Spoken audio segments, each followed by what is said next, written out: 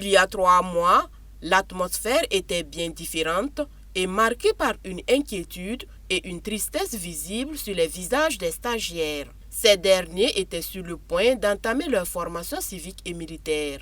Aujourd'hui, cette étape est derrière eux. Après 90 jours d'enseignement intense et exigeant, ces appelés fonctionnaires, issus de 9 écoles et instituts publics de formation, sont désormais prêts à servir l'État burkinabé. C'est une formation à 2 volets. Au niveau militaire, nous avons appris beaucoup de choses, telles que le maniement des armes, le secourisme, l'armement.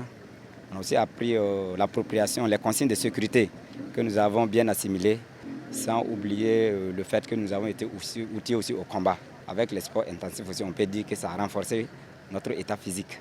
Maintenant, au plan civique, c'est une série de conférences qui a porté sur des thèmes aussi riches que varient, parlant du patriotisme, du civisme, du code de la route, de l'intégrité, parlant de la corruption.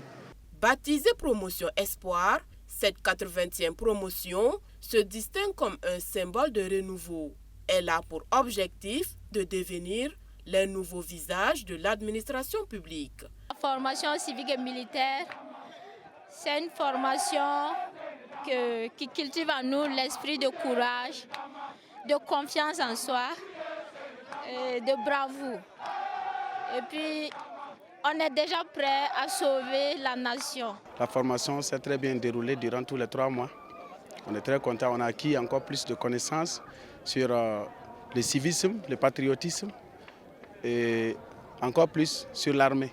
Bien que cette formation ait permis l'acquisition de savoirs essentiels pour servir la nation, elle sera également d'une grande utilité dans la vie quotidienne, notamment grâce aux formations en autodéfense. Ces compétences viendront renforcer la préparation des stagiaires face à diverses situations. L'autodéfense que j'ai déjà appris, c'est quelque chose qui est déjà acquis, l'autodéfense. Et en dehors de ça aussi, on voit le plus souvent en ville, il y a souvent des agressions et autres. Donc, à l'issue de cette formation, nous pouvons dire on ne dit pas qu'on est prête, mais on est un peu préparé à éviter ce genre de choses. On peut se défendre.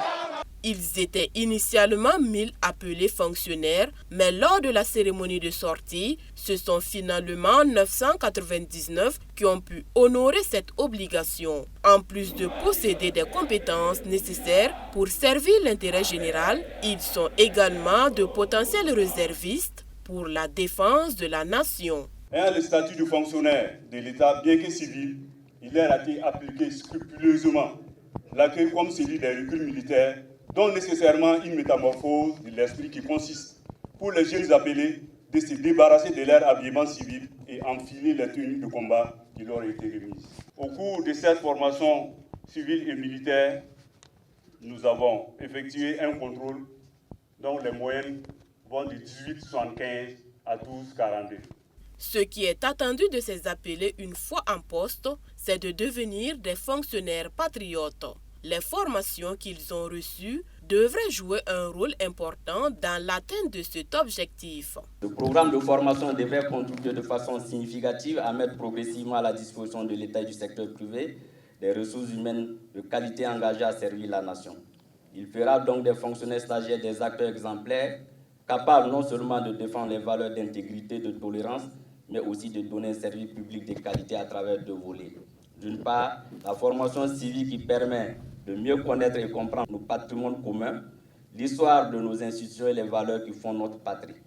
D'autre part, la dimension militaire permet d'inculquer la rigueur, la discipline, l'esprit de corps, toute chose qui répond à la volonté des autorités de renforcer le potentiel humain dans les domaines de la défense et de la sécurité. Cette cérémonie de sortie s'est tenue en présence du chef du gouvernement qui a exprimé sa satisfaction face aux résultats obtenus. Rimtal Bajan Emmanuel Ouedraogo a également pu apprécier la qualité de la formation lors des démonstrations de self-défense et de maniement des armes. Nous repartons pleinement satisfaits de ce que nous avons vu, de ce que nous avons entendu ici, de la part de cette 80e promotion des appelés du service national patriotique. Ils ont appris beaucoup de choses parce qu'il s'agit d'une formation civique et militaire qui donne l'occasion de leur inculquer un certain nombre de valeurs et de vertu, en lien avec les notions de patriotisme, les notions de discipline, mais aussi il y a bien sûr la formation militaire, le maniement des armes et l'autodéfense. Ce sont autant de valeurs qui sont essentielles pour avoir des agents non seulement qui sont compétents, mais surtout qui sont des patriotes partout où ils sont. Chaque année, le Service national pour le développement SND forme plus de 5000 jeunes en civisme et met à la disposition de l'administration publique 2000 appelés. L'objectif est de renforcer la conscience patriotique, de promouvoir les valeurs républicaines et d'améliorer l'employabilité des jeunes.